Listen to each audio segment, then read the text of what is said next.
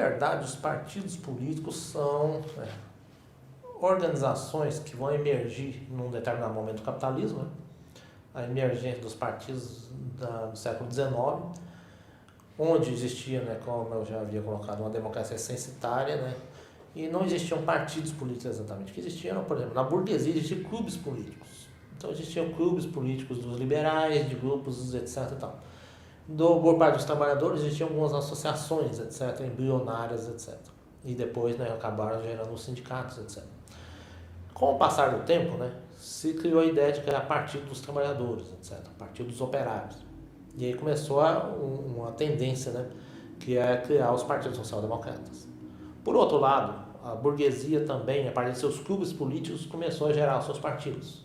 Mas isso foi um pouco, no momento histórico, não era bem simultâneo. Com as lutas operárias se aprofundando, né, luta pela redução da jornada de trabalho, luta pela legalização dos sindicatos, etc. e tal, então a ideia do partido político e a organização dos trabalhadores, a organização mais política mesmo, né, começam a se estruturar e vai acabar, com o passar do tempo, né, surgindo os partidos social-democratas. Inclusive Marx estava em vida, né, quando surgiu o Partido Social-Democrata Alemão, que se dizia, né, seguidor das ideias do Marx. O próprio Marx fez várias críticas ao partido, inclusive chegando a dizer que era necessário, se eles continuassem com a política deles, romper o apoio. Então, na verdade, esses primeiros partidos vão surgindo historicamente e depois vão se consolidando. Agora, o que são os partidos políticos, né, que é a questão central? Os partidos políticos são organizações burocráticas, né, que visam a conquista do poder estatal. Então, os partidos políticos emergem da luta dos trabalhadores, os partidos ditos operários emergem da luta dos trabalhadores, mas uma vez que eles existem, em que eles passam a ter organização, eles deixam de ser o que eles eram originalmente. E isso daí o Robert Michels, em 1914, Robert Michels foi um integrante do Partido Social Democrata, um sociólogo que tinha influência do Marx e do Weber.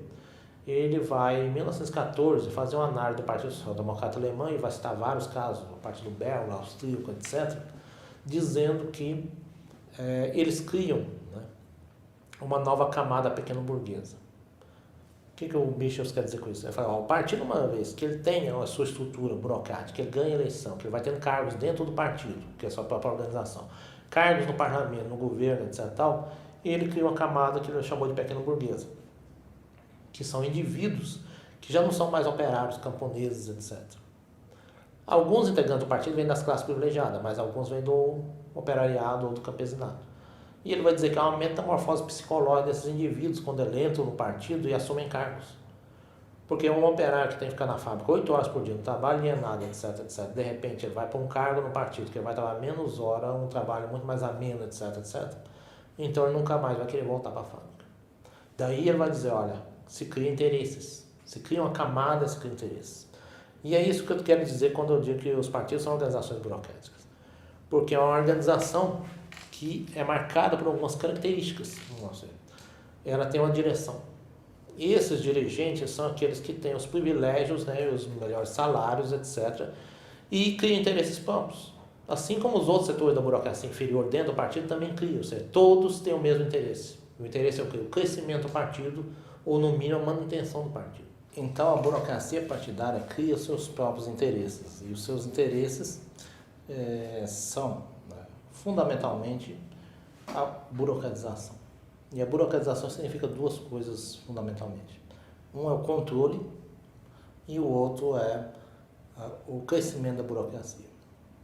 Então, a classe burocrática, ela tem uma função na divisão social do trabalho dentro do capitalismo, que é o controle social. Então, ela está espalhada por todas as instituições. Tem a burocracia universitária, cujo objetivo é controlar a universidade e as ações e atividades que são desenvolvidas da universidade, no caso, a produção de saber, de técnicas, etc. A burocracia estatal, que é a grande burocracia a nível nacional de uma sociedade, que visa controlar a sociedade como um todo. E nós temos aí as várias outras burocracias. Mas todas elas têm a função de controle. A burocracia estatal controlar a sociedade como um todo, mas a burocracia universitária controlar a universidade, a partidária o partido, o sindicato, a sindical controlar o sindicato e assim por diante. Então, o controle, né, a burocratização é o interesse da burocracia. Mesmo porque os indivíduos passam a ter um modo de vida burocrático. E a partir desse modo de vida burocrático, eles acabam desenvolvendo uma mentalidade burocrática, uma mentalidade dirigista, de querer controlar tudo o tempo todo. Aliás, era o que o Lenin fazia. O Lenin é um grande exemplo de uma mentalidade burocrática. Ele queria controlar tudo dentro do partido. Ele queria controlar o jornal, controlar as atividades, controlar as influências. Ele fazia crítica a autores, a pessoas dentro do partido, porque tinha influência A, B ou C. E ele entrava em polêmicas. Inclusive, todos os escritos do Lenin são justamente uma luta burocrática. Por exemplo, você pega o que fazer. O que fazer foi o resultado de um congresso lá onde ele está criticando, né, os mencheviques, etc. Um passa adiante, dois atrás, criticando outros dentro do partido, etc. Numa disputa partidária. Tem o outro, as duas tarefas na Revolução Democrática, ou Karl Kautsky, o renegado Kautsky, etc. Ou seja, então ele está criticando a social-democracia, está criticando, etc., como você citou, né, o esquerdismo, doença infantil do comunismo, os setores extraparlamentares e antiparlamentares, etc. E tal. Então, toda a obra dele é voltada para essa polêmica, que é uma disputa pelo controle. Então, o Lenin é um exemplo clássico do burocrata. Né? E essa mentalidade burocrática, tem até um autor, né, o sociólogo Robert Merton, né, no livro dele, Estrutura e Anomia, ele vai colocar isso, quer dizer, que existe uma mentalidade burocrática. Então, certos indivíduos dentro da burocracia, eles passam a ter uma mania dirigista o tempo todo, eles querem controlar, etc. E tal. E aí, né, esse é um elemento. Então, a burocracia, ela quer o controle, mas também quer a burocratização no sentido de quer ampliar a burocracia, que significa crescimento da organização. E o crescimento da organização significa crescimento de cargos, significa, né, um conjunto de... E o partido faz isso através de ganhar eleições, porque ganhando eleições são mais cargos, mais dinheiro, etc. e tal, e o crescimento do partido, ou seja, aumentar o número de integrantes, aumentar as sedes, etc. e tal. Então, a burocratização é o interesse fundamental da burocracia partidária. Isso entra em contradição com, né, os objetivos que o partido coloca, que eles dizem. Né? Tem um sociólogo americano, que é o Edson, que ele vai falar que as organizações têm dois objetivos. Um objetivo real e um objetivo declarado. O objetivo real é o que realmente a organização quer. E o declarado é o discurso. Então, os partidos de esquerda, né, eles fazem um discurso para o proletariado. Eles vêm com a ideologia da representação, como o Lenin mesmo fez. Ou seja, Lenin vai dizer que o Partido Comunista, né, o Partido Bolchevique, é o partido de vanguarda dos trabalhadores, que representa os trabalhadores. E, portanto, a sua luta é a luta dos trabalhadores. Mas, na verdade, isso é um discurso. O que o Partido Bolchevique fez, na verdade, foi outra coisa. Assim como todos os outros partidos de esquerda. Mesmo porque, se um partido diz que está defendendo seus interesses próprios, obviamente que não vai ser eleito.